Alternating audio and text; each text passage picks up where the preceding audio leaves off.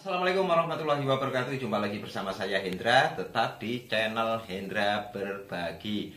Penggiling plastik atau pengepul rongsok. Sahabat rongsok, untuk usaha penggiling plastik ataupun usaha menjadi pengepul rongsok itu adalah merupakan jenis usaha yang sama-sama bergerak dalam bidang pengolahan limbah, ya. Jadi kalau untuk penggiling plastik itu hanya lebih spesifik limbah-limbah yang diolahnya, yaitu misalkan untuk penggiling plastik itu khusus untuk menggiling emberan atau untuk menggiling PET dan lain sebagainya. Sementara kalau untuk pengepul rongsok itu biasanya barangnya lebih kompleks atau semua item itu biasanya diterima oleh pengepul rongsok. Nah, dalam video saya kali ini saya akan men-share, membagikan pengalaman saya dan pengetahuan saya kepada sahabat rongsok semua. Kira-kira lebih menguntungkan yang mana antara menjadi penggiling plastik atau menjadi pengepul rongsok. Di situ nanti saya akan membahas kira-kira kalau untuk jadi penggiling plastik itu modalnya berapa, dan dengan modal yang sekian nanti akan bisa menghasilkan berapa. Nah, tapi memang apa yang akan saya sampaikan ini bukan sesuatu yang pasti, ya. Pasti maksudnya apa? Angka-angka yang akan saya sampaikan, ya, itu hanya sebagai acuan, ya, atau sebagai bahan perbandingan bagi sahabat rongsok semua. Karena angka-angka yang saya sampaikan nanti akan berpengaruh, akan dipengaruhi oleh kondisi, ya. Maksudnya di daerah mana sahabat rongsok buka, terus peralatannya seperti apa yang dipakai, itu nanti akan berpengaruh ke total biaya yang dibutuhkan untuk memulai usaha tersebut. Nah, akan tetapi seperti ini sahabat rongsok. Sebelumnya saya akan menyampaikan sebaiknya jika sahabat rongsok itu mendengarkan, ya, atau sedang menyaksikan sebuah konten video mungkin seperti ini atau mungkin video-video yang lain yang video tersebut berisi tentang informasi atau pengetahuan kepada sahabat semua, itu alangkah baiknya kalau sahabat semua itu mendengarkannya sampai selesai, ya. Tujuannya apa? Karena apa? Kalau informasi itu didengarkan atau disaksikan sampai selesai, otomatis akan kita dapatkan informasi yang utuh, tidak terpotong, dan tujuan daripada informasi tersebut atau konten tersebut itu akan bisa tersampaikan, ya. Contohnya seperti ini. Kalau terpotong akan seperti ini sahabat rongsok. Jadi misalkan ada kalimat seperti ini. Bapak sedang makan, ibu pergi ke pasar. Nah, ini adalah suatu informasi atau pemberitahuan, ya, yang utuh, yang nanti maknanya bisa kita maknai bahwa saat itu bapak sedang makan dan di saat itu pula ibu pergi ke pasar. Nah, bisa kita bayangkan seandainya informasi itu terpotong seperti ini, ya. Karena baru mendengarkan sebagian terus terpotong, di-cut, maka akan kita baca, ya, bapak sedang makan, ibu. Itu sudah artinya sudah beda, ya. Nah, itulah makanya saran saya kalau untuk mendengarkan informasi itu sebaiknya dengarkan secara utuh agar apa yang disampaikan bisa bermanfaat. Nah, langsung aja kita bahas pembahasannya sahabat rongsok. Kita mulai seperti ini. Tapi mohon maaf, ini karena kondisinya apa adanya, jadi harusnya pakai whiteboard sahabat rongsok. Tapi karena ini YouTuber kiri, jadi whiteboardnya belum ada, ya. Jadi saya masih pakai kertas seperti ini. Tapi mudah-mudahan ini bisa bermanfaat bagi sahabat rongsok semua. Jadi begini sahabat rongsok. Kalau yang pertama itu untuk jadi penggiling, ya. Penggiling. Nah, ini kira-kira modal yang dibutuhkan berapa? Untuk jadi penggiling, ya, ini saya sampaikan ini yang dari awal sekali. Jadi yang pertama kita butuhkan adalah tempat, ya. Tempat ini saya anggap tempatnya sewa. sewa lahan.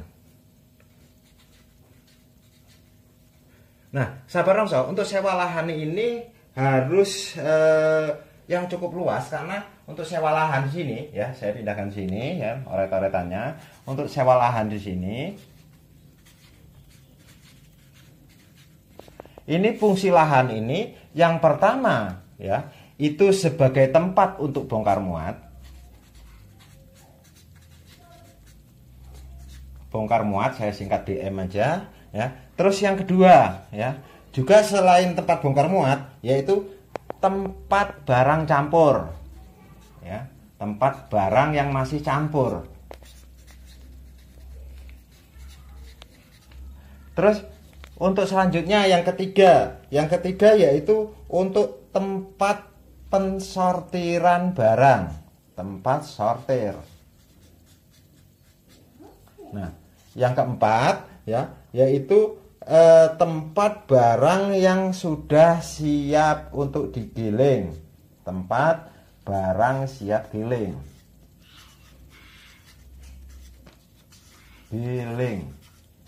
ya. Terus yang kelima ya, yaitu tempat atau tempat pemrosesan penggilingan ya.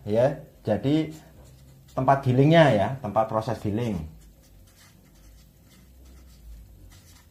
Tempat proses giling ini yaitu tempat untuk mesin, tempat untuk bak cuci dan lain sebagainya ya, tempat untuk proses gilingnya. Nah, setelah itu nanti ada lagi untuk tempat penjemuran. Ini saya asumsikan bahwa untuk giling proses pengeringannya yaitu dengan cara dijemur, karena ada juga yang proses pengeringannya dengan cara di blower, tempat penjemuran. Nah, terus yang ketujuh ya, itu tempat untuk barang yang sudah siap kirim. Siap kirim atau barang jadi. Jadi barang yang sudah di crusher atau sudah digiling ya, itu kayak berasannya. Nah, itu ditampung sebelum dikirimkan harus ada tempatnya. Jadi sewa lahan itu memang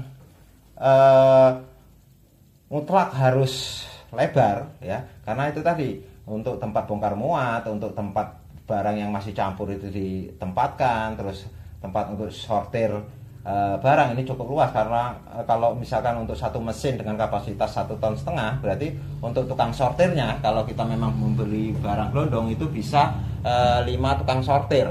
5 tukang sortir itu, kalau satu tukang sortir itu memakan lahan sekitar 6 kali 6 meter, itu bisa kita bayangkan, jadi kali 5 seperti itu. Nah, terus selanjutnya untuk proses tempat untuk proses penggilingan ya kan, terus penjemuran dan lain sebagainya. Nah, untuk sewa lahan di sini ya, itu saya asumsikan kalau untuk usaha sebaiknya ambil jangka panjang, misalkan 4 tahun ya, 4 tahun ya. Ini hanya masih kurang lebih, ini kurang lebihnya kalau setahun 15 juta berarti sekitar 60 juta.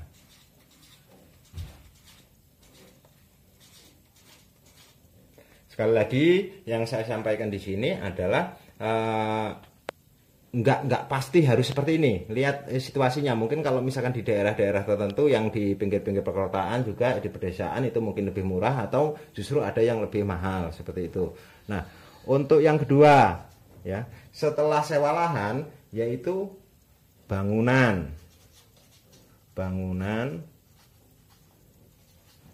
ya, bangunan atau tempat gudang dah, plus tempat giling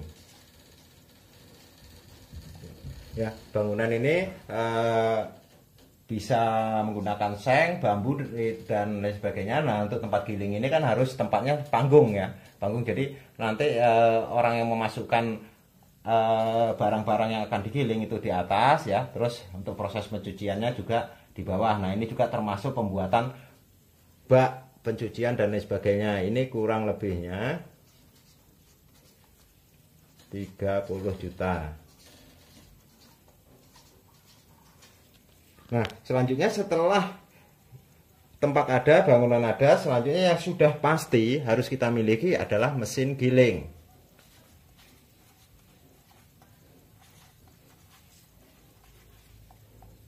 sahabat rongsok, untuk kalau mesin giling itu ada memang yang barunya itu murah, ya.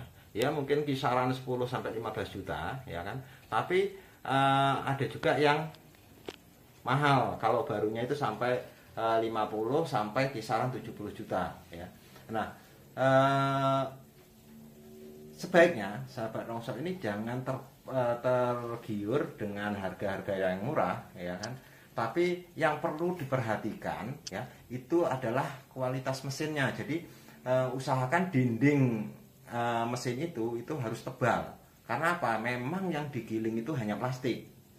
Tapi kalau misalkan dindingnya itu nggak tebal, nantinya itu karena dengan putaran mesin yang sangat tinggi, itu walaupun plastik itu bisa merusak atau mendorong dinding tersebut kalau misalkan nggak tebal. Nah, jadi memang sebaiknya cari mesin yang kualitasnya agak bagus. Nah, ini anggaplah kita beli mesin yang bekas atau mesin second dengan kualitas bagus, mesin giling second atau bekas.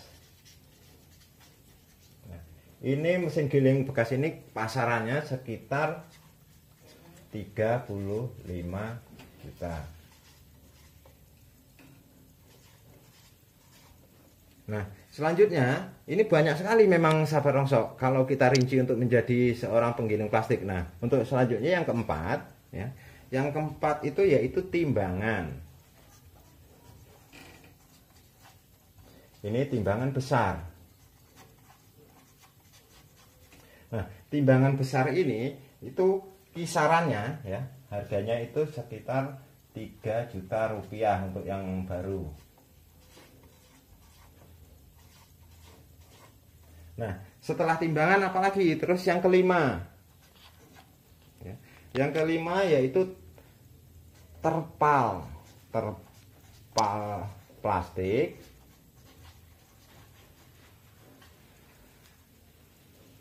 Ini fungsinya untuk apa? Terpal plastik. Terpal plastik ini fungsinya adalah untuk tempat jemur, ya, dan juga untuk ditaruh di mobil untuk menutupi saat kita mengambil barang atau mengirim barang, ya. Jadi terpal plastik ini dengan ukuran 6 kali 8 meter itu mungkin bisa sekitar 5, ya, 5. Nah, kalau misalkan penjemurannya nggak pakai terpal plastik, bisa jadi juga di semen, ya, di lantai. Nah, bisa seperti itu. Nah, ini saya asumsikan untuk terpal plastik untuk jemur. Untuk jemur itu kisarannya itu 3 juta rupiah, 5 buah itu. Nah, selanjutnya yang nomor 6, ya. Ini juga sangat penting, apa? Yaitu sumur. Nah, jadi alangkah baiknya misalkan sahabat rongsok semua bisa mendapatkan tempat lahan, ya, yang sudah ada sumurnya, itu lebih bagus, otomatis menghemat yang satu ini. Tapi kalau memang lahan kosong itu otomatis harus diupayakan sumur, karena ini untuk proses penggilingan, ya, untuk mencuci dan lain sebagainya ini pakai sumur. Nah, sumur bor, ya, sumur bor ini kisarannya, ya, itu saya asumsikan 10 juta rupiah. Nah, selanjutnya, ya, yang nggak kalah penting yaitu listrik. Ya, jadi instalasi listrik. Nah, instalasi listrik ini kurang lebihnya, ya, itu 5 juta rupiah. Nah, sahabat rongsok, usahakan listrik ini, ya, yang sedang-sedang, yaitu dengan daya yang 1300 watt, ya. Karena kalau yang 900 watt nantinya takutnya kalau kita gunakan, ya, itu akan nggak kuat, ya. Jadi fungsinya untuk listrik ini untuk mengasah pisau mata gilingnya, ya, terus juga untuk perbaikan mesin gilingnya dengan menggunakan alat las dan lain sebagainya, ya. Seperti itu. Nah, selanjutnya yang nomor 8 yang kita butuhkan yaitu gerinda. Ya, gerinda ini fungsinya untuk mengasah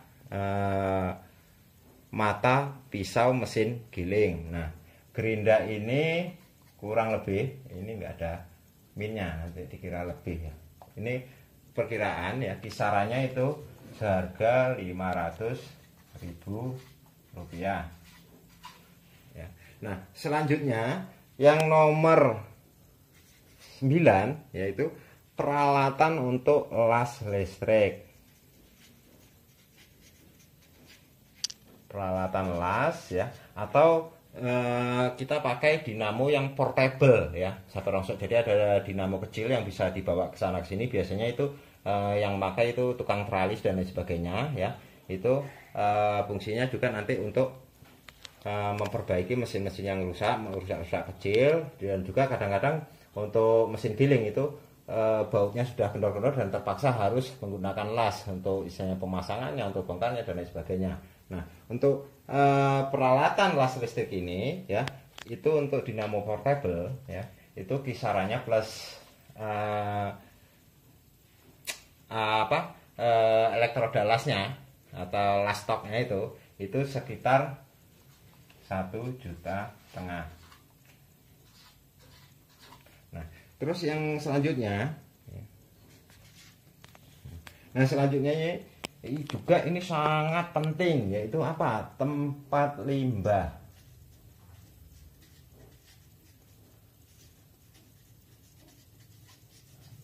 Nah, tempat limbah ini sahabat rongsok, seandainya kita memang menggunakan pengolahan limbah itu sangat mahal ya. Karena apa? Limbah untuk penggilingan plastik ini itu sangat beraneka ragam. Bisa kita bayangkan, misalkan kita giling putihan itu kan untuk kemasan, itu di situ ada air aki, di situ ada oli, ada air keras, ada istilahnya susu segala macam, komplit di situ, termasuk mungkin air pipis seperti itu ya. Jadi komplit isinya. Jadi memang limbah untuk giling plastik ini sangat bau. Jadi memang kalau untuk pengolahannya itu memang biayanya cukup mahal.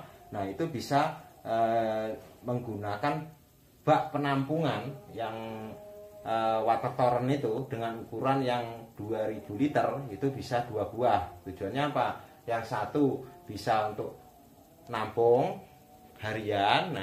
Nah setelah itu agak penuh ya, itu bisa kita buang. Nah biasanya buangnya di pinggiran-pinggiran kampung, di sungai-sungai tertentu. Memang ini, tapi terus saya sendiri nggak menyarankan itu ya, nggak menyarankan bahwa limbah itu harus dibuang di sungai. Nah itu nanti baiknya seperti apa. Tapi kalau untuk sahabat rongsok itu menyiapkan tempat limbah itu berupa water torrent 2 buah dengan kapasitas 2000 liter, itu kisaran biayanya ya, itu sekitar 7 juta rupiah.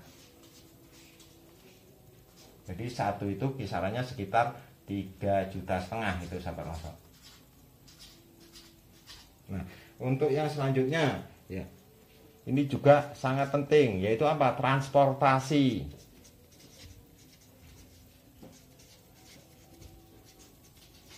Transportasi atau mobil.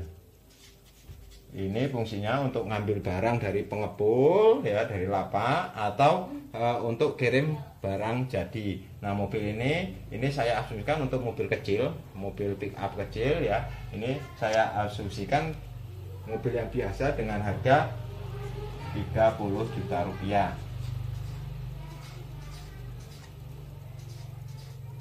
Ini pun nanti bisa diotak-atik sahabat rongsok, dalam artian kalau memang sahabat rongsok mempunyai dana lebih, itu bisa beli mobil yang di atas ini, atau justru sebaliknya beli mobil yang harga mungkin 7 sampai 10 juta atau sampai 15 juta seperti itu. Nah di sini saya anggarkan mobil yang biasa, yang sedang lah ya. Ini harga sekitar 30 juta rupiah. Nah yang selanjutnya ya, ini nomor 12 ya. Ini juga penting ya, kecil tapi penting. Apa? Tambang. Nah, tambang ini fungsinya untuk mengikat barang rongsokan yang kita ambil dari lapak ya. Ini harus diikat ya. Nah, tambang ini saya asumsikan biayanya untuk membeli tambang ini sekitar 500.000 rupiah. Ya. Nah, untuk selanjutnya yang nomor 13 ya. Itu karung. ya. Karung ini fungsinya untuk nampung hasil daripada gilingan, hasil daripada crusher ya. Ini perlu kita tampung dengan menggunakan karung-karung yang mungkin ukuran sekitar 50 kilo atau 1 kuintal. Nah, ini karung ini untuk 1 bulan ya, misalkan untuk persiapan 1 bulan ini anggarannya itu 1,5 juta. Untuk berikutnya setelah itu berproduksi bisa nantinya beli lagi.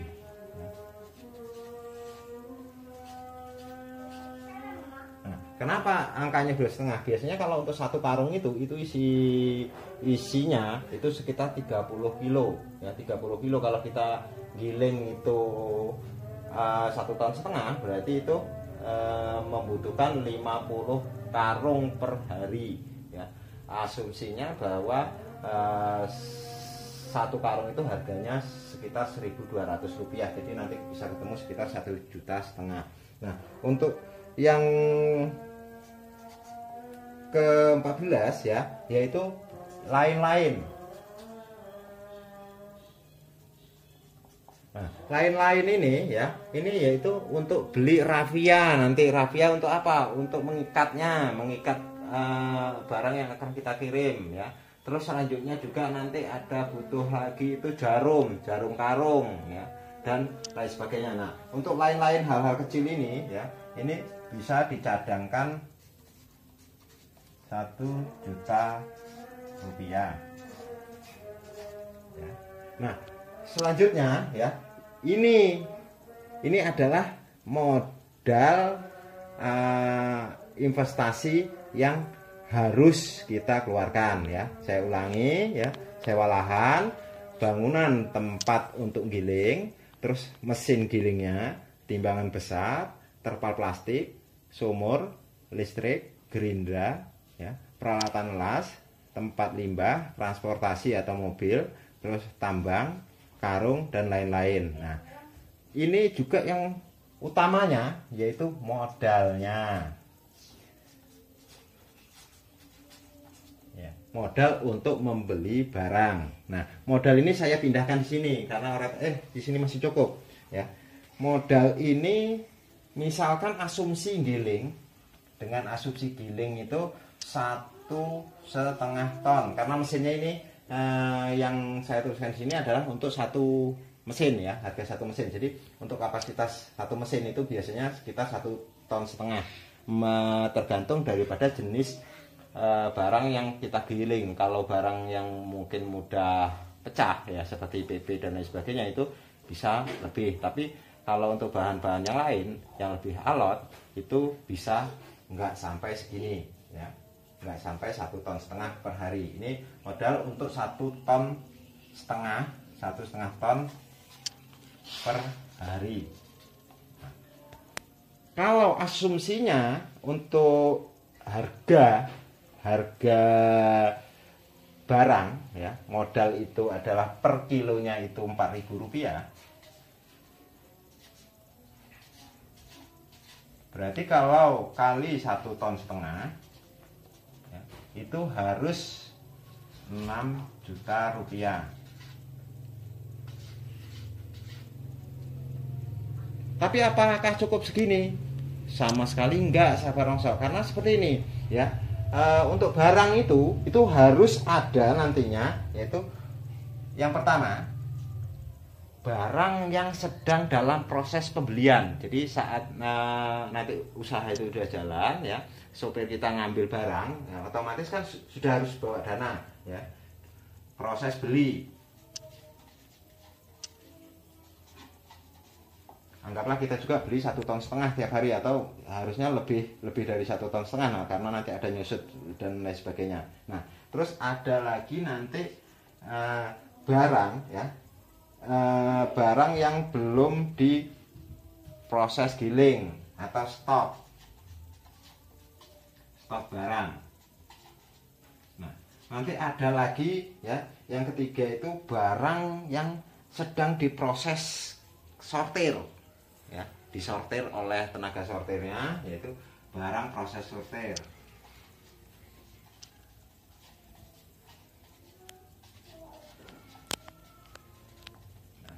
Nah, untuk yang berikutnya ya, dari proses sortir itu jadilah nanti barang siap giling.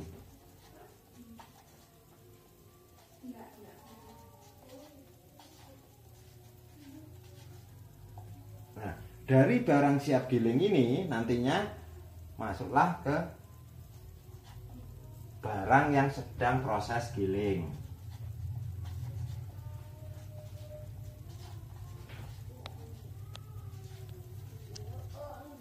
Barang proses giling ini dari mulai pencacahan sampai proses penjemuran. Ini barang yang dalam proses giling. Nah, untuk yang keenam ya, yaitu barang jadi, barang yang siap digiling atau barang yang siap dikirim ya. Maaf, yang sudah berupa cacahan atau seperti beras itu ya. Nah, itu barang jadi.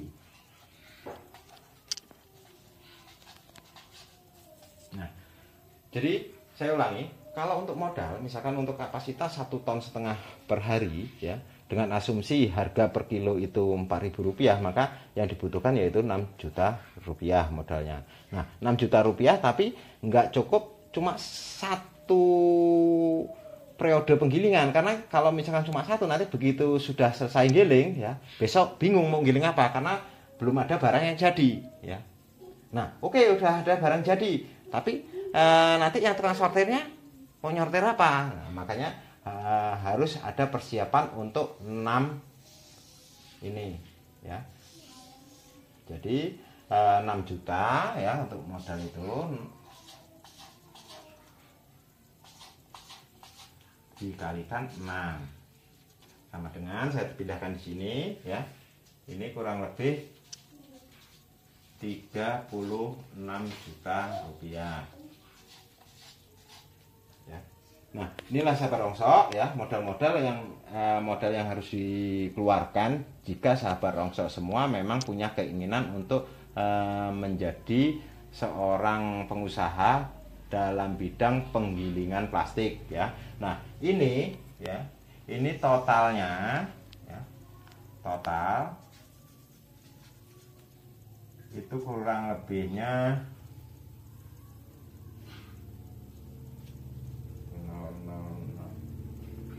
224 juta. Nah, ini sahabat rongsok, ini yang harus sahabat rongsok keluarkan ya, atau siapkan untuk menjadi seorang penggiling plastik, 224 juta rupiah. Nah, terus kira-kira ya, dengan modal sekian ya, berapa keuntungan yang diperoleh ya. Begini sahabat rongsok, kalau untuk menjadi seorang penggiling plastik ya, itu dengan modal sekian dan hasil produksinya adalah 1,5 ton per hari, saya pindahkan di sini, 1,5 ton per hari. Kita asumsikan keuntungan bersih itu 200 rupiah per kilo. Berarti kalau untuk 1,5 ton ini untungnya yaitu 300.000 rupiah ya, kali 25 hari kerja itu jadinya sekitar 300.000 kali 6 juta, 7,5 juta, 7.500.000 rupiah. Ini belum dikeluarkan untuk biaya hidup sahabat rongsok ya. Kalau maksudnya hasil bersih di sini yaitu sudah termasuk biaya operasional ya, tapi di situ belum mengeluarkan untuk biaya sehari-hari sahabat rongsok, misalkan untuk belanja istri, untuk jajan anak dan lain sebagainya. Nah, jadi mungkin bisa kisarannya nanti yang bisa disisihkan mungkin sekitar 3 atau 4 juta ya. Anggaplah asumsinya 4 juta dengan modal yang sekian ya. Kalau untuk 4 juta itu mulanginya sangat lama sekali untuk kembali. Ini pun kalau bisa dikatakan untung ya sahabat Rongso. Karena apa? Kalau untuk tempat-tempat tertentu, misalkan untuk sahabat Rongso yang saat ini mungkin tinggalnya itu di tempat yang belum banyak penggilingnya, atau memang sama sekali belum ada penggiling plastik di situ, sementara lapak-lapaknya cukup banyak, itu sangat menjanjikan. Karena apa? Harga itu sahabat Rongso bisa menentukan harganya, tidak terjadi persaingan harga yang luar biasa. Tapi seandainya sahabat Rongso itu tinggal di suatu tempat yang memang penggiling itu sudah cukup banyak ya, ini kalau saya boleh menyarankan kepada sahabat Rongso semua, sebaiknya tunda dulu untuk menjadi penggiling plastik. Karena apa? Itu tidak akan menguntungkan. Karena persaingan antara penggiling plastik nantinya ya, itu biasanya akan bersaing harga untuk ngambil di pengepul ya. Nah, untuk limbah, untuk Rongso ini itu berbeda dengan barang yang lain sahabat Rongso. Jadi persaingan di pengepul itu akan mendapatkan beberapa kerugian ya. Yang pertama kerugiannya yaitu kita akan mendapatkan harga yang nantinya akan semakin tinggi. Terus yang kedua, kualitas barangnya itu tidak akan bisa terjamin. Maksudnya apa? Barangnya sudah pasti jelek. Jadi kalau ada satu lapak yang sudah masuk ke situ penggiling itu 5 atau 6 penggiling ya, otomatis lapak ini nantinya itu sudah ngawur cara mensortir barangnya ya. Jadi kalau untuk emberan nanti udah bisa campur kerasan dan lain sebagainya, kotoran dan lain sebagainya. Karena apa? Mungkin dari penggiling yang satu dia nggak mau dengan kualitas barangnya seperti itu, tapi penggiling yang kedua nanti mau. Atau sebaliknya, nanti penggiling dua nggak mau, penggiling satu mau. Nah, yang dua ini nggak mau, ada yang satu lagi mau. Ada nanti yang pendatang baru lagi ya, yang misalnya yang lain udah nggak mau, dia masih mau karena dia butuh barang. Nah, otomatis itu akan sangat merugikan penggiling. Kalau untuk pengepul otomatis dia akan untung. Karena apa? Dia bisa menjual dengan harga yang lebih tinggi. Nah, jadi baiknya kalau misalkan ini kalau untuk jadi penggiling. Nah, terus kalau untuk menjadi pengepul ya, kalau untuk menjadi pengepul Rongso otomatis totalan ini ya 224 juta ini ya, ini bisa ada beberapa yang bisa dipotong seperti ini. Misalkan untuk sewa lahan ini nggak perlu yang terlalu luas, jadi ini bisa dikurangi ya. Terus bangunan dan tempat giling ini bisa dikurangi ya, yang kita butuhkan hanya bangunan. Otomatis tempat gilingnya kita sudah nggak, mesin giling ini sudah tidak ada ya. Timbangan besar tetap perlu. Untuk terpal plastik ini perlu, tapi tidak harus banyak ya. Cukup 1 atau 2 yang fungsinya untuk menutupi barang saat kita mengambil barang ya. Terus yang selanjutnya sumur ini kalau untuk menjadi pengepul ini sebenarnya perlu nggak perlu. Karena apa?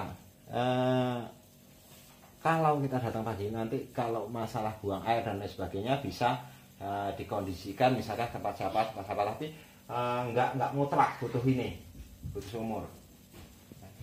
Nah, untuk listrik juga ya, ini juga nggak mutlak. Karena apa? Kita biasanya beroperasinya itu dari pagi sampai sore. Kalau malam bisa pakai lampu emergensi dan lain sebagainya. Nah, seperti ini bisa dikurangin. Gerinda ini bisa lah kita beli. Karena apa? Untuk memotong besi-besi itu atau memisahkan besi dari plastik dan lain sebagainya. Nah, untuk peralatan las ini juga kita nggak perlu ya. Terus tempat limbah kita nggak perlu ya. Terus transportasi ini masih perlu, tambang masih perlu, karung juga masih perlu ya kan. Nah, terus yang modalnya ini ya, modalnya kalau untuk jadi pengepul dengan membeli sekitar 1,5 ton dengan harga ini nggak harus 6 kali lipat ya. Apalagi kalau kita memang menjualnya itu dalam semua item. Jadi misalkan kardus, plastik, besi, botol dan lain sebagainya itu jadi satu kita jual ke pengepul besar ya. Kecuali memang kita mau jadi pengepul yang semua item itu kita kirim ke pabrik, misalnya kertas kita kirim ke pabrik, besi ke pabrik, plastik ke pabrik dan lain sebagainya, itu memang modalnya cukup besar. Karena apa? Harus bisa menutupi atau mencukupi volume atau tonase barang tersebut. Jadi kalau misalkan kita kirim kertas ya kayak kardus, misalkan satu truk itu sekitar 3 ton ya harus 3 ton nanti seperti itu. Nah, jadi untuk modal nggak sebesar ini, jadi ini bisa kita pangkas, banyak yang bisa kita pangkas. Ya. Terus keuntungannya lebih menguntungkan yang mana? Ya, kalau untuk menjadi pengepul yang membeli barangnya itu dari para pemulung, baik pemulung yang keliling jalan kaki bawa karung seperti saya, ya, ataupun pemulung yang bawa sepeda, ataupun yang beli di kampung-kampung seperti itu keuntungannya ya itu per kilo itu bisa minimal itu bisa 300 rupiah, bisa 300 rupiah. Bahkan untuk barang-barang tertentu itu ada yang bisa menguntungkan sampai 1.000 rupiah.